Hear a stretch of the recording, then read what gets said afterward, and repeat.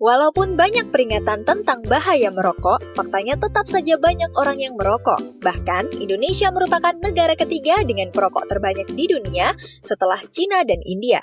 Seperti apa sebenarnya bahaya rokok bagi kesehatan? Ini kata dokter.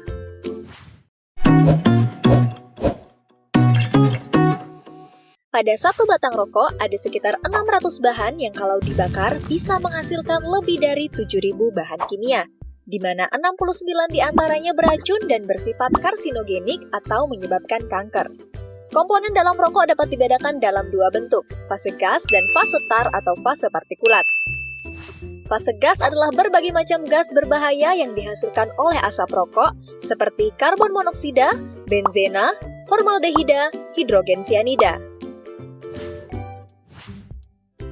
Karbon monoksida, gas beracun yang mudah berikatan dengan hemoglobin di sel darah merah sehingga hemoglobin yang seharusnya berikatan dengan oksigen malah berikatan dengan karbon monoksida dan menyebabkan jaringan tubuh kekurangan oksigen. Jika terjadi terus-menerus juga bisa menyebabkan kerusakan dinding pembuluh darah.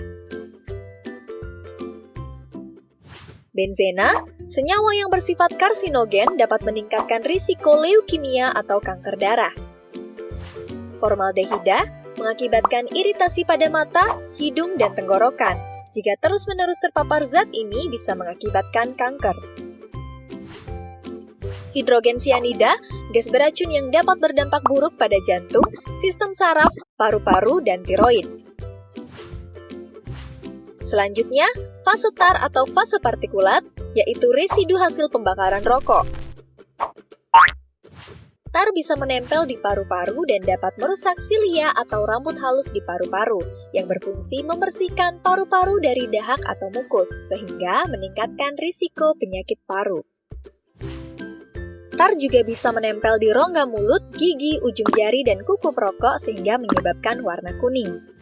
Tar juga mengandung berbagai senyawa kimia yang sebagian besar terdiri dari nikotin, logam berat seperti nikel, dan zat karsinogen yang berbahaya seperti TSNA, PAH, dan arsenik. Nikotin. Nikotin bekerja di otak merangsang meningkatnya hormon adrenalin dan dopamin yang menyebabkan perokok merasa senang, lebih fokus, dan konsentrasi. Ketika berhenti merokok, kedua hormon ini berkurang dan saat itu perokok akan mulai merasa cemas, uring-uringan, dan hilang konsentrasi sehingga menyebabkan kecanduan rokok. Hormon adrenalin juga berperan memacu detak jantung dan merangsang berkelompoknya sel pembekuan darah yang menyebabkan penyumbatan pembuluh darah. Bila sumbatan berlangsung di otak, akan menyebabkan stroke, di jantung, serangan jantung, di ginjal, hipertensi hingga gagal ginjal, organ genital, impotensi hingga kemandulan, di plasenta pada wanita hamil menyebabkan kelainan pertumbuhan janin, lahir prematur, hingga keguguran.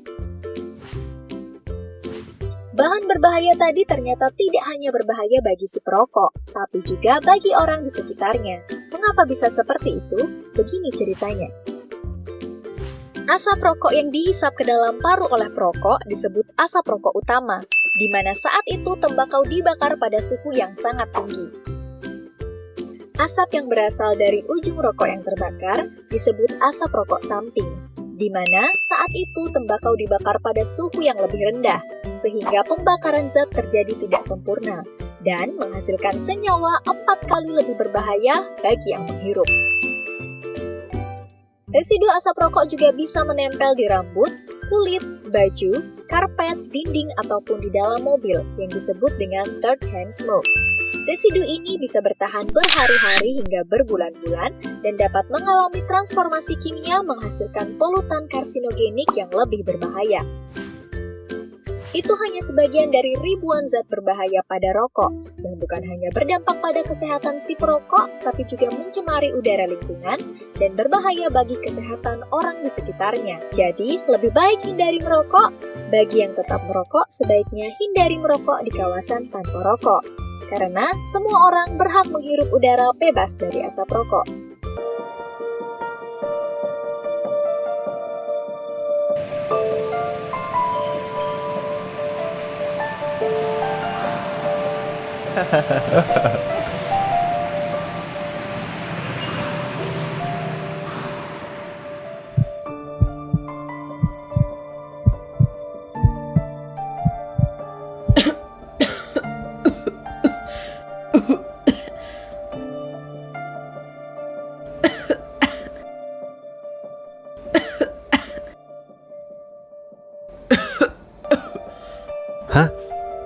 itu.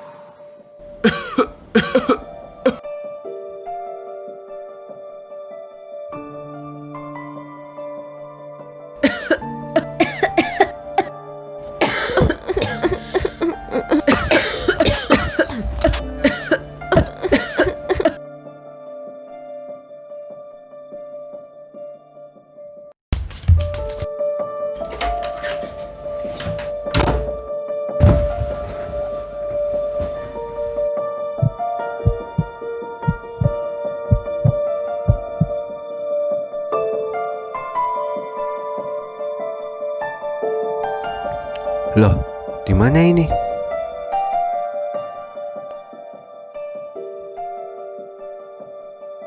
Rokok mengandung lebih dari 4.000 bahan kimia, diantaranya karbon monoksida, tar, nikotin, gas oksidan, serta zat karsinogenik yang merupakan penyebab pertumbuhan sel kanker. Hei nak, apa kamu percaya? Sebatang rokok ini mampu membunuhmu? Tidak, soalnya teman-temanku baik-baik saja. Padahal mereka merokok. Kalau ayah hanya bisa fokus bekerja kalau sudah merokok. Ayah?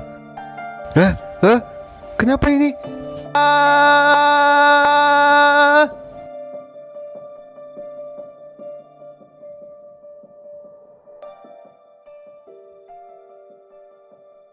Merokok dapat merusak populasi mikrobioma yang hidup di mulut. Para perokok memiliki populasi bakteri Streptococcus 10% lebih tinggi dibanding yang tidak merokok, dan merupakan salah satu bakteri penyebab pembusukan gigi. Perokok memiliki resiko penyakit seperti kanker lidah, mulut, hingga tenggorokan akibat zat-zat berbahaya di dalam rokok.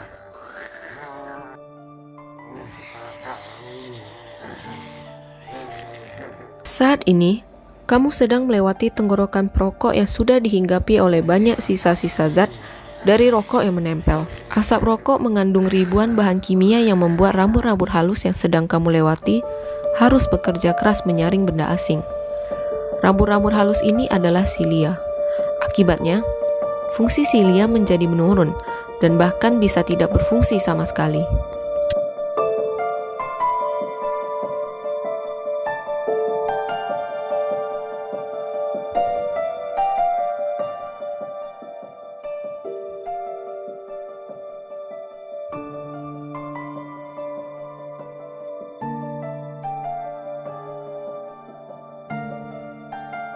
Apa yang sedang kamu lihat saat ini adalah mutasi gen sel jahat yang berasal dari zat karsinogenik. Sel yang tadinya ramah bagi tubuh menjadi sel-sel kanker dan perkembangannya tidak terkontrol.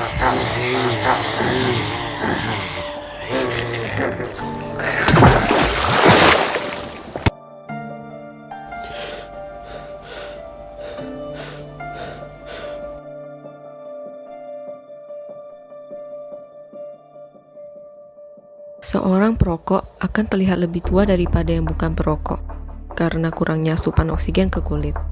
Penuaan dini akan dirasakan seperti kerutan di mata dan mulut. Salah satu zat di dalam rokok ialah nikotin yang memberikan efek candu. Itulah yang mendorong perokok untuk terus merokok dan merasa senang setelah merokok, bahkan gelisah tanpa rokok.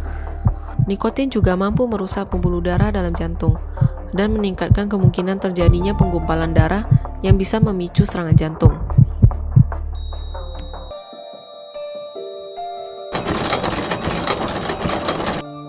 Loh, ibu? Apa yang terjadi pada ibu? Ibumu sudah terlalu sering terpapar oleh asap rokok, sehingga ibumu menjadi seorang perokok pasif. Mengerikan bukan? Sungguh? Jadi selama ini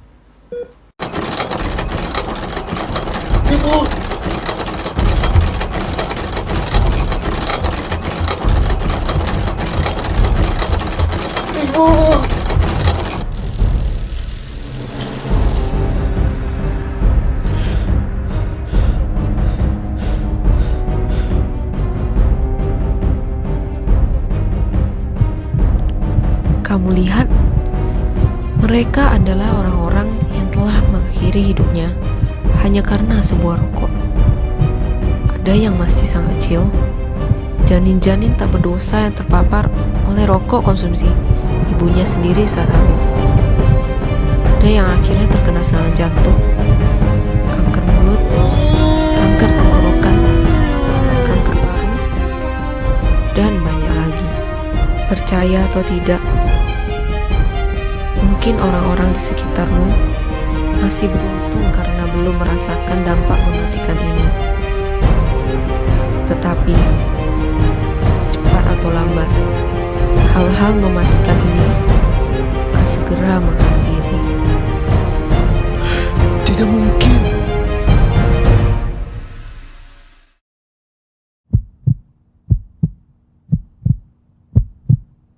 Apakah kamu mau menunggu sampai penyesalan itu menghampirimu?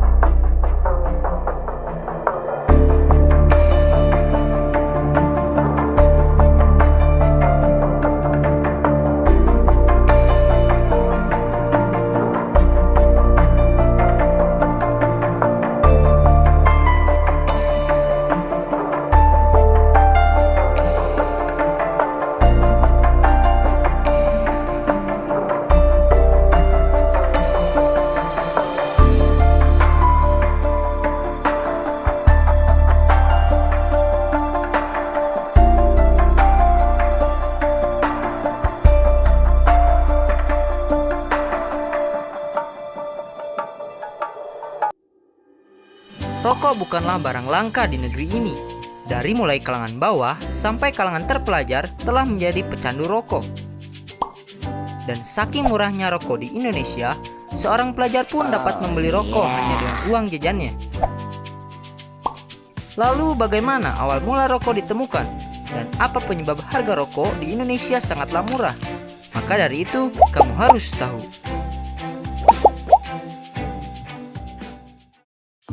Sudah sejak ribuan tahun lalu, daun tanaman tembakau atau Nicotiana tabacum telah digunakan oleh manusia.